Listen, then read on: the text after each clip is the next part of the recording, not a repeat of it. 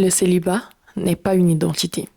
Je pense que parmi les plus grandes leçons que j'ai eu le privilège d'apprendre avec Dieu quand j'étais mère célibataire, c'est vraiment que le célibat n'était pas mon identité. Même si je devais expliquer 40 000 fois par jour que j'étais mère célibataire pour telle et telle raison. Je bénis Dieu parce qu'il n'a jamais permis en fait que le célibat ou être mère célibataire en fait devienne mon identité. C'était un rôle, c'était une saison, mais ça n'a jamais été la chose qui me définissait. Je n'ai jamais senti que je perdais ma valeur parce que j'étais mère célibataire.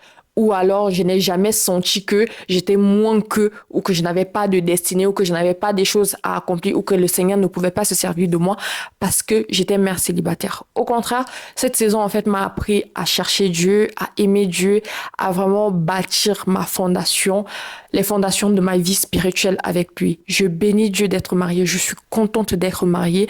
Mais j'adore surtout le Seigneur parce qu'il est méthodique. Le Seigneur sait comment faire les choses avec nous.